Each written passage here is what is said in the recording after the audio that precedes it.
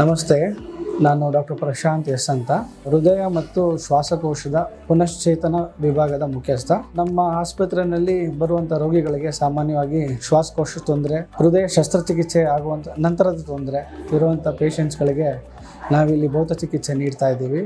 ಸುಮಾರು ವಿವಿಧ ರೀತಿಯ ವ್ಯಾಯಾಮಗಳನ್ನು ಹೇಳ್ಕೊಡ್ತಾ ಪೇಷಂಟ್ಸ್ಗಳಿಗೆ ಅವ್ರಿಗಿರುವಂಥ ಶಸ್ತ್ರಚಿಕಿತ್ಸೆ ನಂತರ ಶಸ್ತ್ರಚಿಕಿತ್ಸೆಯ ಮುಂದಿನ ಒಂದು ಆಯಾಸಗಳನ್ನ ಕಡಿಮೆ ಮಾಡೋದಕ್ಕೆ ಅಥವಾ ಶಸ್ತ್ರಚಿಕಿತ್ಸೆಯ ನಂತರ ಆಗುವಂತಹ ದುಷ್ಪರಿಣಾಮಗಳನ್ನ ಅಡ್ಡ ಪರಿಣಾಮಗಳನ್ನ ತಡೆ ಹಿಡಿಯೋದಕ್ಕೆ ಅವ್ರನ್ನ ಪುನರುತ್ಥಾನ ಚಿಕಿತ್ಸೆನ ನಾವು ನೀಡ್ತಾ ಬರ್ತಾ ಇದ್ದೀವಿ.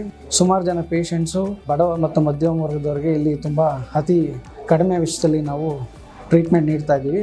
ಆದ್ದರಿಂದ ಸಾರ್ವಜನಿಕರು ಬಡ ಮತ್ತು ಮಧ್ಯಮ ವರ್ಗದವರು ಬಂದು ನಮ್ಮ ಆಸ್ಪತ್ರೆಯಲ್ಲಿ ಚಿಕಿತ್ಸೆಯನ್ನು ಪಡಿಬೋದಾಗಿದೆ. ನಮ್ಮ ಆಸ್ಪತ್ರೆ ಯಾವಾಗಲೂ 24/7 ತೆರೆದಿರುತ್ತೆ. ಅದರಲ್ಲೂ ಭೌತ ಚಿಕಿತ್ಸಾ ವಿಭಾಗ ಕೂಡ ತುಂಬ ಚೆನ್ನಾಗಿ ಕೆಲಸ ನಿರ್ವಹಿಸ್ತಾ ಇದೆ. ಶ್ವಾಸಕೋಶದ ತೊಂದರೆಯಿಂದ ಆಗುವಂಥ ಉಸಿರಾಟ ತೊಂದರೆ ಅಥವಾ ಶಸ್ತ್ರಚಿಕಿತ್ಸೆ ನಂತರ ಓಡಾಟ ತೊಂದರೆ ಆಗಿರ್ಬೋದು, ಮತ್ತೊಂದಾಗಿರ್ಬೋದು, ಕ್ರಮಬದ್ಧವಾಗಿ ನಾವು ಒಂದು ಪ್ರೋಟೋಕಾಲ್ನ ಫಾಲೋ ಮಾಡಿಕೊಂಡು ಪೇಷಂಟ್ಸ್ಗಳಿಗೆ ತಕ್ಕನಾದಂತಹ ಅತಿ ಕಡಿಮೆ ವೆಚ್ಚದಲ್ಲಿ ಅತ್ಯಂತ ಉನ್ನತವಾದಂತಹ ಒಂದು ಚಿಕಿತ್ಸೆ ನೀಡ್ತಾ ಬರ್ತಾ ಇದ್ದೀವಿ.